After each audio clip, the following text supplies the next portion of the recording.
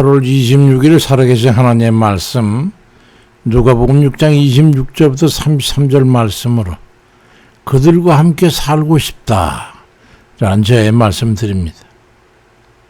성경을 읽다가 문득 눈물이 나는 것을 느꼈습니다. 이런 곳에 이런 사람들과 살 수 있다면, 그런 생각 때문에 만약에 앞으로 세상을 좀 더 살다 갈 수 있다면 저런 사람들이 살고 있는 곳에 나도 함께 살고 싶구나. 그들이 살아가는 그 삶 속에서 나도 함께 그들과 함께 처져서 그들과 함께 살고 싶다는 그런 생각이 참 간절했습니다. 무슨 말씀입니까? 친절한 사람들 얘기입니다. 주님께서 유대인들에게 뼈 때리는 말씀하시고 나서 뒤이어가지고 누가복음 6장 22절부터 23절 말씀에 인자로 말미암아 사람들이 너희를 미워하며 멀리하고 욕하고 너희 이름을 악하다 해서 버릴 때에는 너에게 복이 있도다. 그날에 기뻐하고 뛰놀라. 하늘에서 너희 상이 큼이라. 그들의 조상들이 선지자들에게 이와 같이 하였느니라고 하는 그런 말씀을 하시면서 우리에게 그들과 대비해가지고 누가복음 6장 20절부터 38절에 너희는 그러지 말고 이런 삶, 이상적인 그 삶의 형태를 우리에게 제시하시면서 너희들은 그렇게 살라고 말씀하신 거예요. 아마도 천국이 그런 이상형이 아닐까 하는 생각이 들었어요. 왜냐하면 그렇기 때문에 천국이 이렇게 이상적인 곳이기 때문에 너희들은 천국 백성이 될 사람들이니까 그렇게 삶의 연습을 해라는 그런 뜻인 것 같아요.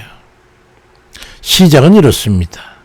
누가복음 6장 27절에 너희 듣는 자에게 내가 이르노니 너희 원수를 사랑하며 너희를 미워하는 자를 선대하며 너희를 저주하는 자를 저주하며 저주하지 말며 축복하고 너희를 모욕하는 자를 위해서 기도하라. 그렇게 말씀하셨어요. 주 5절의 말씀은 선대하라고 하는 말씀입니다. 선대란 선우, 다시 말해서 사람을 대할 때에 선하게 대우하라는 말씀이지. 친절히 대하라는 말씀이에요. 선대와 선우, 이 여러 가지 성품성을 함께 포함하고 그래서 말씀하고 있으신 그 포괄적인 이상적인 삶의 모습 속에 주격이 되는 게 바로 친절입니다. 선호하라, 선대하라. 사람이 죽고 사는 것은 혀에 어떻게 놀리냐에 따라서 달려있다고 잠언 18장 21절에 죽고 사는 게 혀의 권세에 달렸나니 혀를 쓰기 좋아하는 자는 그 열매를 먹으리라고 말씀하셨는데 인생이 마음으로부터 오르는 그 친절한 말을 듣고 살아갈 수 있다면 아마 그보다 더한 기쁨과 마음, 그 따뜻한 삶이 또 없을 거예요. 전 이제까지 살아오면서 정말로 바라는 삶이 있다면 그건 바로 마음에 상처받지 않고 사랑하는 사람들과 함께 잘 살았으면 좋겠다는 그런 바람을 가지고 있습니다. 우리는 사랑한다 그러면서도 늘 상처받고 찢고 그리고 돌이키고 그리고 마음 아파하고 그러잖아요. 왜 그렇습니까? 그 마음을 표현하지 못하는 말 때문에 그래요. 그 누구에게도 말로 상처를 받지 않고 친절한 삶을 살 수 있다면, 잠시라도 우리가 그런 삶을 살 수 있다면 더 이상 바랄 것이 없을 것 같습니다. 그것을 깨닫고 나서부터는 누가복음 6장 31절 말씀을 기억합니다. 남에게 대접받고자 하는 대로 너희도 남을 대접해라. 그런 말씀이 나 자신 또한 다른 이에게 친절을 아주 정말로 친절히 대해야겠다는 그런 결심과 각오를 하는 이유입니다. 내가 남에게 친절하지 않으면서 어떻게 남의 친절을 내가 기대할 수 있겠냔 말이죠.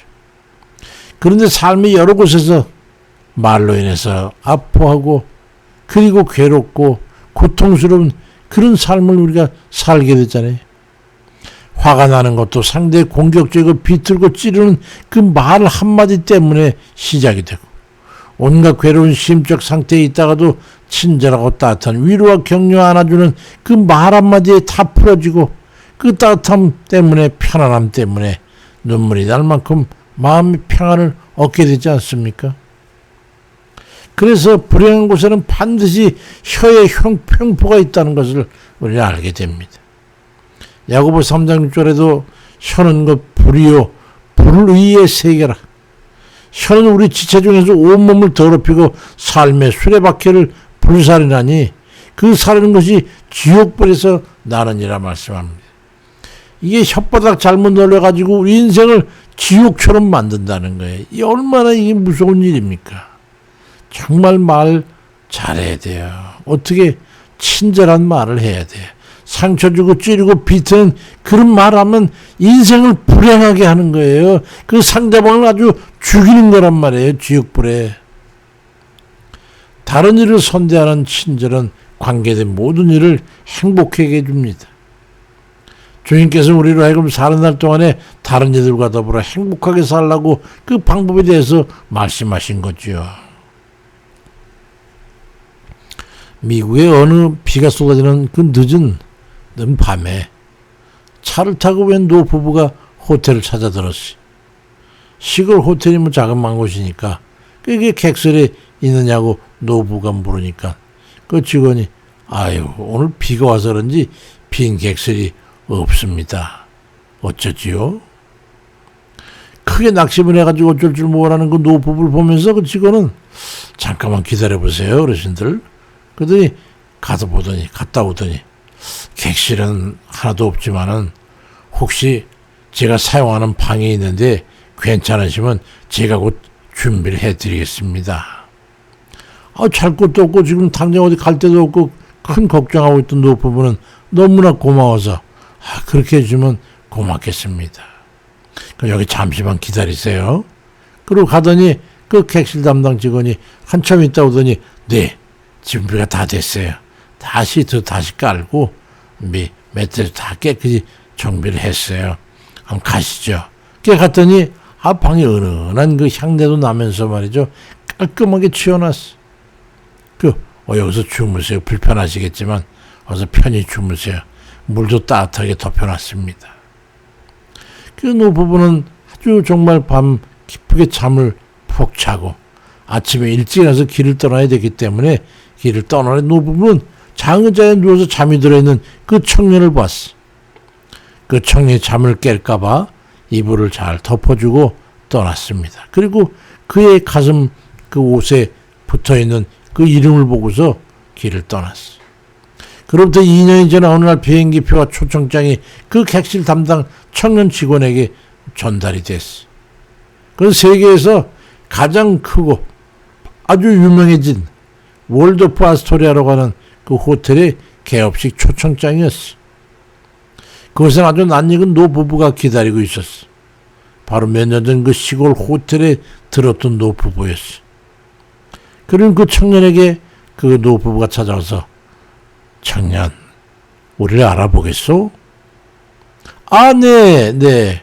그때 조그만 저희 시골 호텔에 오셨던 그 어르신들 아니시세요?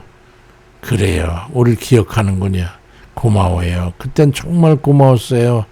당신이 아니었으면 우린 그날 밤에 어떻게 될지 우리 아내는 감기 증세도 있고 그래가지고 몸도 떨고 추운 상태인데 당신 때문에 편안하게 따뜻하게 잘 잘 수 있었어요.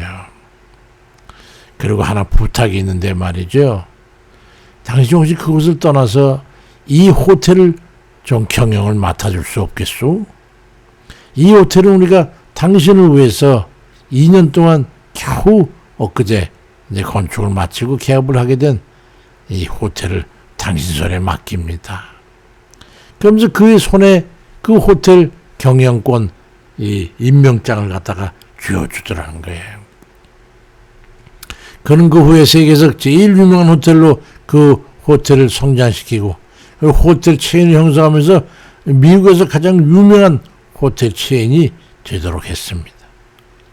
잠언 16장 3, 4절에는 친절한 말은 꿀송이와 같아서 마음을 흐뭇하게 하고 우리 인생의 삶에도 좋다라고 그렇게 말씀하고 있어. 친절에는 포함되는 여러 품성이 있습니다. 단순한 것이 아니죠.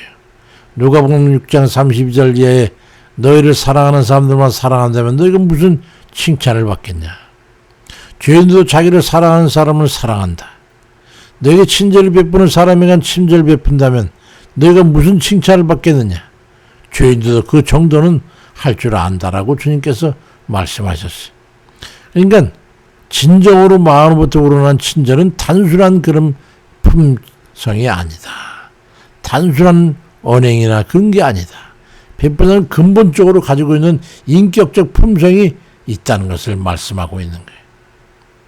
28절에는 다른 일을 축복하는 마음이 포함되어 있고 29절 3절에는 너그럽고 인정이 많은 마음의 소유자라는 것을 표현하고 있고 31절에는 남을 대접하기를 기뻐하는 사람이고 32절 이하에는 사랑하는 마음이 거기에 친절에 포함되어 있고 34절 35절에는 어려운 이들에게 기꺼이 호의를 베푸는 마음, 그 모든 마음이 포함될 때에 그렇게 해서 나오는 총체적인 하나의 모습이 친절한 모습이라는 거예요. 다른 이에게 친절을 베푸는 마음을 소유하 행한다는 게 결코 쉽지 않다는 것을 알 수 있는 것이죠. 단순한 인격 가지고는 친절하기가 진정한 친절을 베풀기가 쉽지 않다는 거예요. 우리가 살아가면서 최선을 다해서 지향해야 되는 그런 삶의 형질이 있다면 그것은 다른 이에게 친절을 베풀며 선대하는 그런 인격을 갖추는 겁니다. 그건 정말 인격적인 수양이 많이 필요하겠죠. 그리고 품성이 여러 가지가 필요하겠죠. 그런 얘기에 우리 주님께서는 누가복음 6장 45절에 선한 마음은 마음에 쌓은 선에 선을 내고 악한 자는 그 악은 악에서 악을 내나니 이는 마음에 가득한 것을 입으로 말함이라고 말씀합니다. 다른 이에게 친절을 베푸면서 친절은 그 마음을 그 입을 통해서 표현되기 때문에 그 말을 들어보면 그가 어떠한 마음으로 다른 이를 대했다는 걸 느끼게 됩니다. 그가 친절한 사람이냐 아니냐, 그가 친절한 인격을 가지고 있냐 아니냐, 그런 마음을 가지고 있느냐 아니냐는 그것은 그의 표현되는 말을 보면은 알 수 있다는 거죠. 참 저도 아쉬운 게 있으면 왜 나는 그렇게 아직도 이르지 못하는 그런 아쉬움을 가지고 있지요. 사랑하는 사람에게 사랑을 표현할 때 마음에 있는 사랑을 친절한 어투와 말로 대해보세요. 그 도대체 어떻게 사랑하지 않을 수 있고 어떻게 행복하지 않을 수 있고 어떻게 평안하지 않을 수가 있겠어요. 그 무엇보다 그가 나를 사랑한다는 것을 느끼게 되고 정말로 행복해할 거예요. 만약에 지금이라도 천국에는 친절한 사람이 하나도 없다는 그런 확증만 있다면 저는 그곳에 가는 것을 심각하게 재고할 겁니다. 그렇지만 본문에 보니까 주님 말씀을 들어보면 아주 진실로 친절한 사람들, 그를 요구하는 것만 봐도 천국에는 그러한 이들로 가득하다는 것을 알 수 있어요. 그런 사람들이 천국에 들어갈 수 있는 사람들이기 때문에 천국은 반드시 그러한 곳이라는 것을 우리에게 말씀하고 있는 거예요. 그런 행복한 곳에 들어가서 살고 싶지 않으세요? 친절한 이들이 모여 천지를 베푸는 곳, 저는 그곳에 가고 싶어요. 저는 그곳에 살고 싶어요. 우리 모두 다 그렇게 가서 그곳에서 친절을 베푸며 사는 그런 삶이 돼야 되지 않을까요? 그곳에서 상처받지 않고 언제나 기쁘고 평안하고 행복한 그런 삶을 살아가는 우리 자체가 친절한 그런 모든 이들 되시길 주의 이름으로 축원드립니다. 아버지, 우리는 생태가 말이죠. 아버지, 항상 불친절히 몸에 보고 교만하고 거만 떨고 인색하고 계산적이고 이런 것들로 인해 가지고 남에게 친절을 베풀 수가 없어요. 아버지, 어쩌면 좋아요. 아버지, 우리는 그렇게 삶을 살아야 되고 그렇게 살고 싶고 우리는 또 그런 친절한 이들과 함께 살고 싶은데 우리가 먼저 그렇게 행하지 못하면서 우리가 사랑하지 못하면서 우리가 그들에게 친절하지 못하면서 우리가 그들에게 사랑을 베풀지 못하면서 너그럽지 못하면서 인정 없으면서 축복하지도 못하면서 우리가 다른 이들에겐 친절을 요구합니다. 아버지, 우리가 먼저 남에게 대접받고 싶은 대로 우리가 대접한 일이 되어야 되는 것처럼 우리가 다른 이에게 친절을 베풀 원하고 그런 사람들과 살기를 원하면서 우리가 먼저 그런 삶이 살아갈 수 있도록 아버지 도와주세요. 그래서 어느 곳에든지 우리가 친절하고 마음으로도 우러난 그런 모습을 통해서 다른 이들도 행복하게 해주고 그 행복해하는 그 사람들과 우리가 그렇게 살아야 되지 않을까. 아버지, 우리 그 삶을 살 수 있도록 하나님 도와주세요. 도와주세요. 도와주세요, 주님. 남은 생에라도 우리가 그렇게 행복한 삶을 살기를 간절히 바랍니다. 아버지, 어렵고 힘든 이들 우리가 기억해서 그들을 위해서 기도하는 것도 우리의 작은 일부의 마음입니다. 그런 이들 아버지 기억해서 병으로부터 주님 건져주시고 구원해 주세요. 어렵고 난관에 빠져서 참 난감해하는 그들 위해서도 또 주님과 기도하오니 아버지 응답해 주옵소서. 그들을 붙잡아 주옵소서. 건져 주시옵소서. 어떠바지 일을 추진하면서 힘들고 어려운 일들 헤쳐나가는 그 강인한 그들의 삶의 의지 아버지 복을 주셔서 아버지 그들도 주님 마음에 그러한 참 따뜻함을 가지고 이겨내며 승리하는 그런 삶이 되도록 아버지 인도해 주세요. 하나님 감사드리고 우리 주님 때문에 우리가 행복한 이 삶을 정말 감사드리고 주님의 나라에서 우리가 주님의 그 품성 닮아가는 그런 삶을 살 수 있도록 아버지 도와주세요. 감사를 드립니다. 예수 그리스도의 이름으로 간절히 감사하며 기도드립니다. 아멘입니다.